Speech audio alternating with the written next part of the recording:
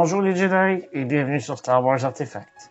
Mon nom est Dominique, alias Lord Doom, et aujourd'hui, nous débutons le mois dédié à Darth Vader en retraçant l'histoire de la forteresse Vader, aussi connue sous le nom de Château de Darth Vader. Avant d'aller plus loin, n'oubliez pas de vous abonner à la chaîne, de cliquer sur la petite cloche afin de recevoir des notifications et de liker la vidéo afin de me permettre de poursuivre mon travail. Vous pouvez également me suivre sur Facebook, Instagram et Twitter. Tous les liens sont disponibles dans la description au bas de la vidéo. La forteresse Vader fut conçue à partir des plans du seigneur Sith Darth Momin et fut habitée par Darth Vader. Elle était destinée à canaliser les énergies de la Force et à ouvrir le portail du côté obscur. Elle fut construite par Vader lui-même avec l'assistance de ressources impériales. Elle était située à l'endroit de sa plus grande défaite et construite au-dessus d'une caverne Sith dans les plaines de Gaën. La tour centrale était faite d'obsidienne et ses tourelles servaient de conduit au côté obscur. À l'intérieur, on y retrouvait entre autres un réservoir de bacta dans lequel Vader pouvait retirer son armure et reposer son corps meurtri. Après avoir réussi à traquer et éliminer 2 inquisiteurs renégats, Vader se fit offrir un cadeau par l'empereur Palpatine. Ce dernier lui offrit la chance de s'établir sur la planète de son choix. Vader choisit alors de vivre sur Mustafar, la planète volcanique avec laquelle il partageait une forte connexion avec le côté obscur.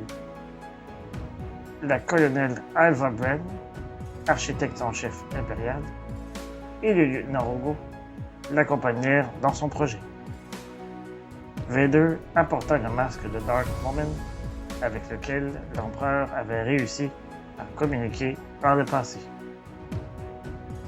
À son arrivée sur Mustafar, Vader analysa le terrain et choisit d'établir sa forteresse sur une ancienne caverne Sith, dans laquelle il avait déjà médité. Lorsque Bren présenta à Vader un premier concept pour sa forteresse, ce dernier le rejeta. Elle retourna au vaisseau afin de redessiner de nouveaux plans. Cependant, à son arrivée au vaisseau, elle découvrit que le masque de Momin avait pris possession du lieutenant Rogo et ce dernier la tua. Alors qu'il possédait le corps de Rogo, Momin créa les premiers sketchs de la forteresse. Vader les rejeta à nouveau et tua Rogo. Vader amena alors le masque de Momin dans la caverne Sith et Momin expliqua à Vader que sa forteresse servirait de canal pour la Force et qu'elle lui permettrait de ressusciter sa femme Padmé Amidala. C'est finalement le 9e design de Momin qui fut approuvé par Vader. Après avoir réussi à contrer l'insurrection du peuple de Mustafar, Vader fut confronté par Momin qui avait pris possession d'un nouveau corps. Lors du duel, Vader utilisa la Force afin d'écraser Momin sous une énorme pierre. Dans les instants qui suivirent, Vader amorça le rituel pour ouvrir le portail qui le conduirait vers Padmé. L'esprit de Vader entra à l'intérieur du portail à la recherche de sa bien-aimée.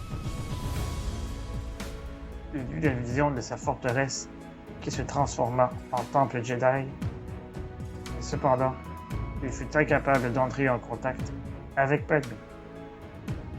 Furieux, Vader détruisit définitivement le portail avant de retourner près de Palpatine sur Coruscant.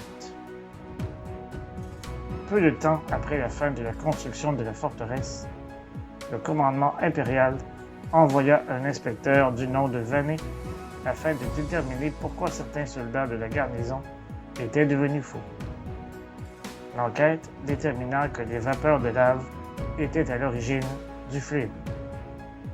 Vader, satisfait du travail de l'inspecteur, lui offrit de devenir l'intendant de la forteresse. Vanny accepta et occupa le poste jusqu'à la chute de l'Empire. En l'an 0 avant la bataille de Yavin, le directeur Orson Krennic rendit visite à Vader à sa forteresse. Les deux discutèrent de l'Étoile Noire et Krennic lui demanda s'il pouvait dire de bons mots à son sujet à l'Empereur. Vader utilisa la force pour étrangler Krennic en lui disant de prendre garde à ne pas finir étouffé par ses ambitions. Krennic fut épargné et put reprendre ses fonctions. Après la chute de l'Empire, la forteresse fut abandonnée en ruine. À un certain point, Snoke fit l'acquisition d'une pierre d'obsidienne provenant des catacombes du château et la fit monter sur une banque. 35 ans après la bataille de Yavin, Kylo Ren se rendit dans les ruines de la forteresse afin de faire l'acquisition d'un orienteur Sith dans le but de trouver le chemin vers Exegol. Plus récemment, dans le film d'animation Lego Star Wars Terrifying Tales, la forteresse lui fait une apparition hors canon.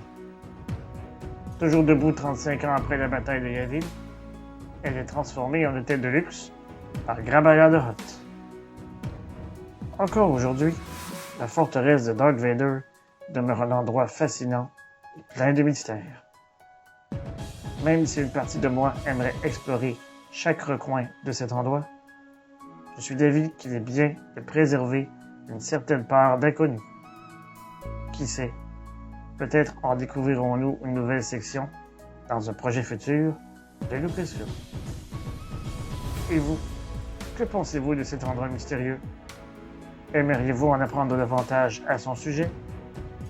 Dites-le moi dans les commentaires au bas de la vidéo. Le mois dédié à Darth Vader se poursuit la semaine prochaine. Et d'ici là, je vous dis à bientôt. Que la force soit avec vous. À tout jamais. Remember, the Force will be with you, always.